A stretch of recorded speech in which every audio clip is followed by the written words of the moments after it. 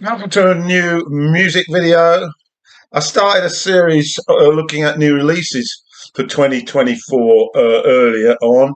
Slowed up a bit, but it's now time for me to consider those new releases that I've managed to find on digital, of course, that were released in March. Now, there was quite a large number of music in March that I downloaded, so I'm going to have to do two.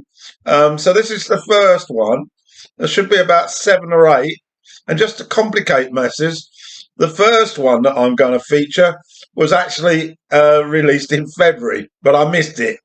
But I ain't going to miss it now because it doesn't really do it justice. And so let's get on to that first selection. So my first selection, which was released in February, is a fantastic album by a new band called The Last Dinner Party. And this is their debut. It's called Prelude to Ecstasy. Considering the genres, pop style, indie, but it's got a sort of baroque feel to it, and highly impressed by this one. There's a tremendous guitar player who's female. Name escapes me at the moment. And here's just a few tracks that I want to highlight. And the opener, which is called Prelude to Ecstasy, has a dramatic orchestral intro and reminded me a little bit of Yes's Firebird intro on their live concerts. Second track is Burn Alive. It's got a sort of march-like feel, which reminded me of Susie and the Banshees, but very much more in a baroque feel. And the whole album, really, I found a pleasure to listen to, and I wanted to get back into it straight away. I've heard it two or three times. It's got some very, very flattering reviews, and this band are set to have a very, very successful career, I would suggest. So get to listen to this new one, their debut, Prelude to Ecstasy, and we're talking about The Last Dinner Party. So the first of my March releases, and it's an album called Two, and it's by a band called Coco. And this is a project by three singer-songwriters who are all multi-instrumentalists. Maya Friedman has previously done work with the Dirty Projectors, Dan Mullad and Oliver Hill. Highly impressed I was by this as well. And I'm just going to give you a taste of the tracks. I'll try not to go through the whole album. Opens up with Any Other Way, which is almost shoegaze-like, that sweeps the harmonies, vocals across your ears. It's got a slow, dramatic sound to it. Up next is Mood Rings, which has jazz-like synths with vibraphone, bass, and congas, and adds in the strings and a touch of flute. Very pleasant it is too. And track three, For George. This is mellower, and it features both flute and sax. Talk Talk came to mind when I was listening to it. Got a very sort of languid flow to it, very relaxing, and a bossa nova tinged ballad type, chamber ballad type feel. And the last one I'm going to touch on here, the fourth track, Mythological Man, and this has some beautiful feminine harmonies that stand out. It's very warm, hypnotic, and very daydreamy. And I could go through the rest of the album. It's certainly a grower, this one as well. So I'd check it out. It's by Coco, and it's just called Two. My next choice is by a woman called Dami Aracena, and her album is Alchemy. And basically, as soon as this started, I thought, well, this is my cup of tea. The talent is oozing out of this young woman, and she's from Cuba, and she mixes Cuban soul and gospel with that singer-songwriter feel. This is her fifth album, although it's the first one I've heard, and this was the first in 5 years. she sought out a musical director called Eduardo Visitanti Cabral, who doesn't mean anything to me, but he's very well known in Caribbean circles. And she visited him in Puerto Rico to cut some demos and ended up staying foremost to complete the album. And what an album it is. And I'm going to go through some of the tracks. Okay, the opener, Quese lo leve el mar. Yeah, my Spanish is not too hot, but the music is very hot. There's a longing for the sea when I listen to this. Aracina's handling all the vocals, including the doo-wop styled intro, while Cabra played everything from mibara and percussion to electric guitars, keyboards, and samples. So it's very much a project by the two of them.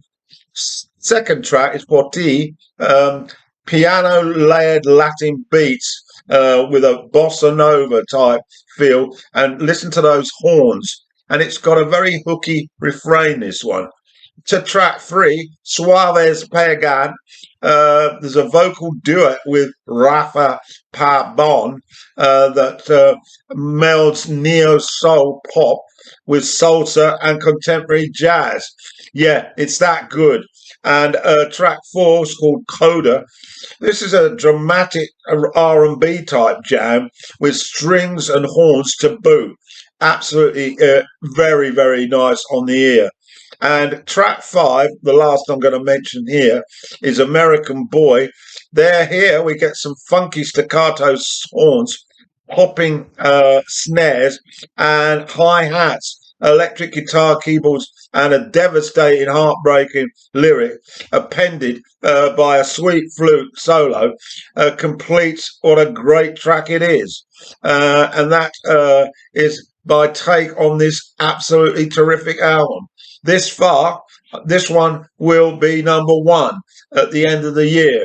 But of course, there's still quite a few to come about. I've been very impressed with the releases this year, already numbering over 90. So that's my take on the album by Cabena. Forgotten the name now, Alchemy. Next track, released in March of this year, is by Waxahachie. It's called Tiger's Blood. It's their sixth album, very indie rock with a country feel to it.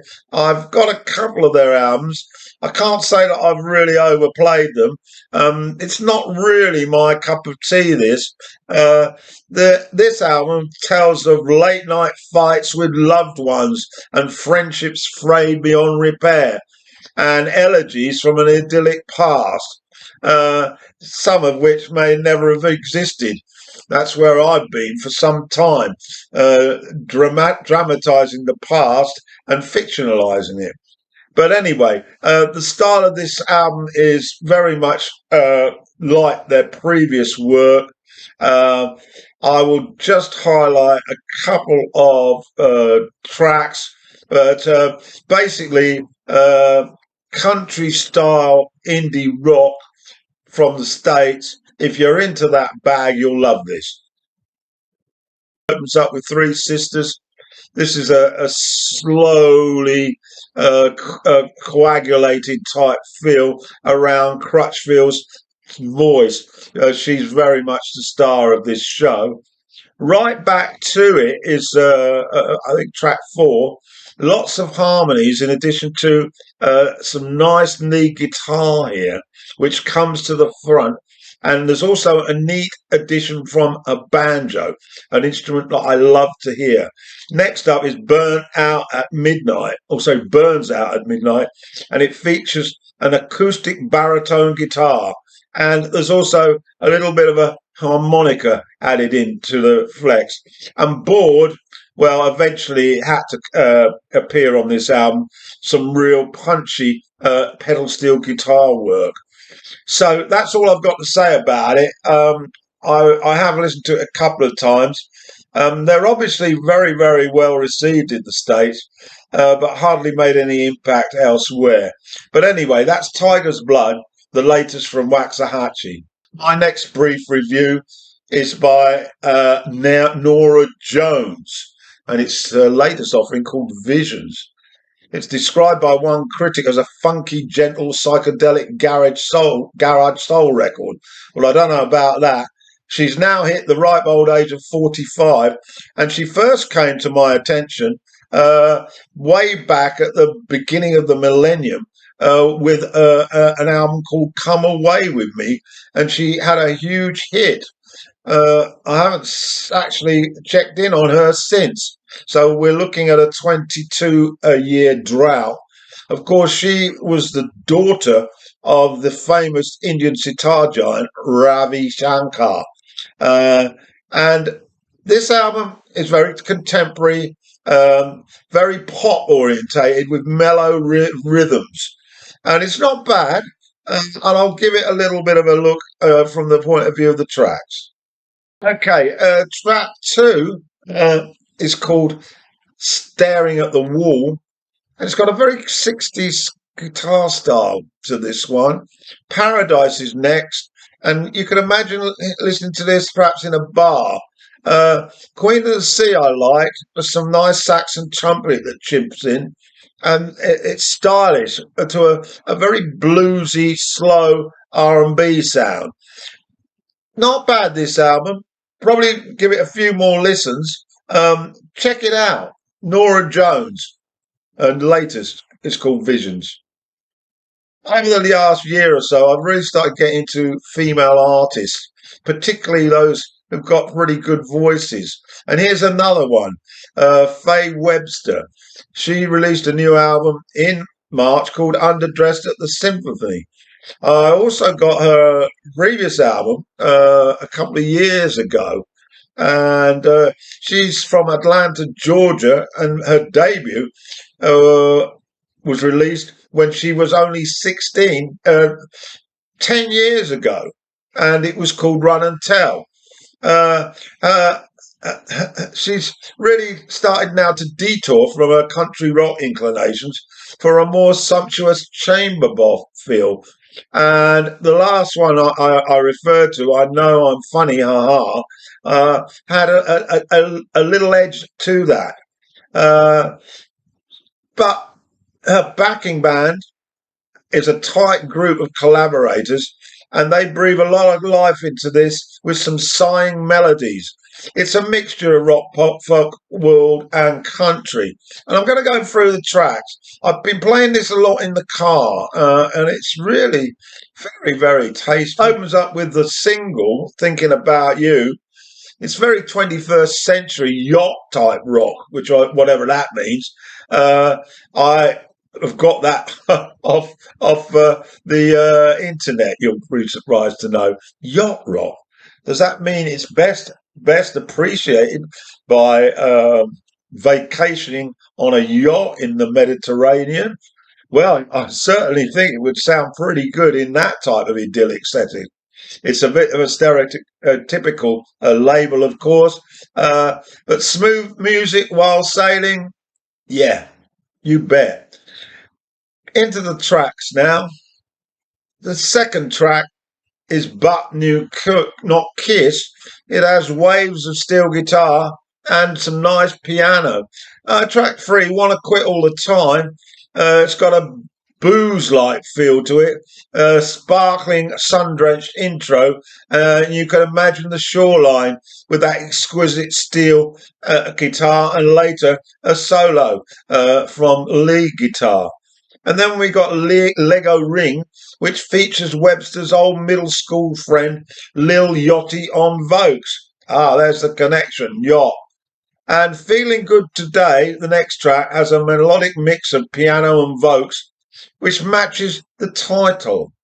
Last one to mention, Lifetime. Very sedate, this one, but the mood is sumptuous. So there we have it. Pretty nice album from Faye Webster. Get to listen to it. It might edge into my top 10 at the end of the year. This is, I believe, my seventh choice on this video. And it's a joint collaboration between one Liam Gallagher You'll all remember him from the Britpop band Oasis, and John Squire, perhaps less familiar, but he's also stems from Manchester, and he was in the Stone Roses, a band that were brief but impactful to say the least. So Squire and Gallagher, they're titans of Mancunian modern rock, and the stories regarding Liam and his brother Noel, I won't repeat here. But Liam has managed to start a solo career which has been surprisingly successful. And he's certainly blossomed not only as a singer but also as a songwriter. Uh, Squire is very much the opposite side of that. He's very much into the rhythm of the music, and he was integral in the success of the Stone Roses, which arrived at the beginning of the millennium. And of course, they got together, in fact, when Gallagher was on stage at the Nebula Festival in 2022. And they gelled, and this album is the result of that. So I'm going to have a little mumble now through some of the tracks. So I'm not covering all of them. It was taken by track 3, though, One Day at a Time, which is very much in your face type lyrics. You should have fucked me when you had the chance, Liam Balls. And it indicates the style of rock on show. I'm a Wheel, track 4. I thought I was listening to blues in a small club in the early 70s.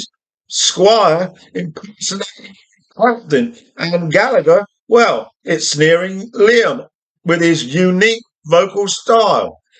And to track 6, Love You Forever, more blues rock here, but pacier, and Liam handles the vocals fine. The outro sounds a little bit like, oh God forbid, Jimi Hendrix.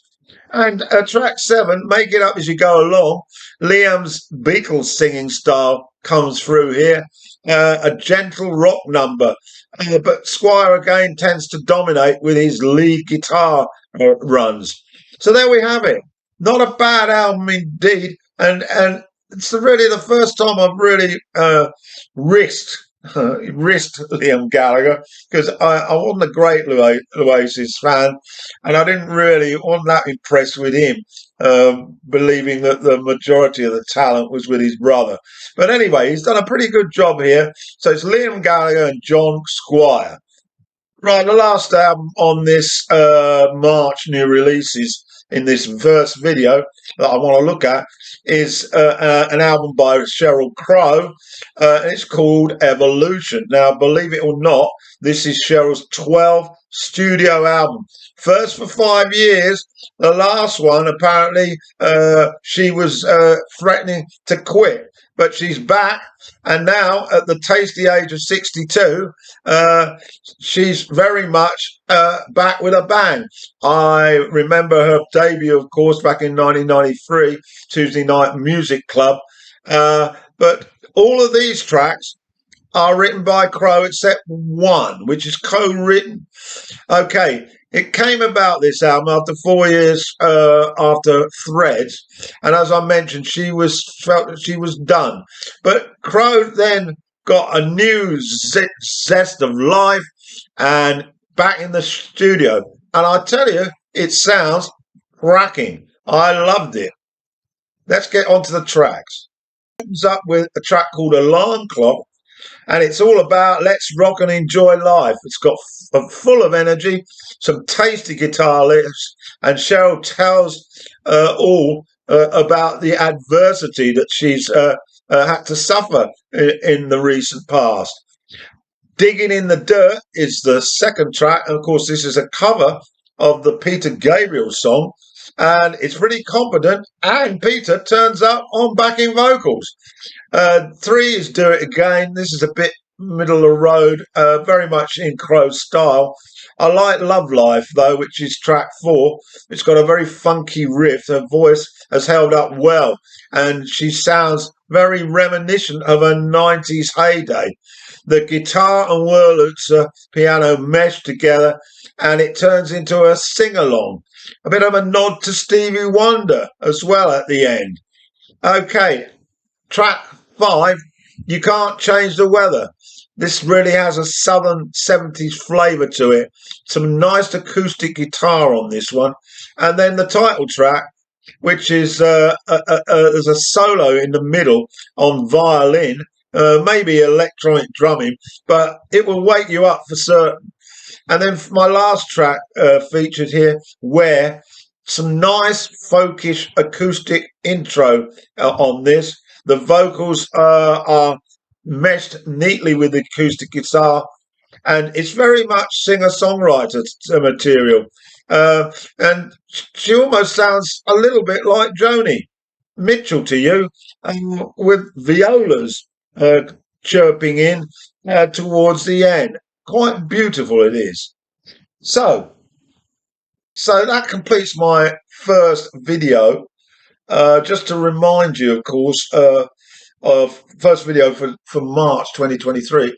I'll remind you that I do upload these videos to YouTube and to Rumble. And on Rumble, I will be adding in some tracks. Yeah. Audio. No copyright restrictions on Rumble. I don't really worry about it. I consider I'm doing the album a service by selling it a little bit, but others will disagree. Anyway, that completes my video.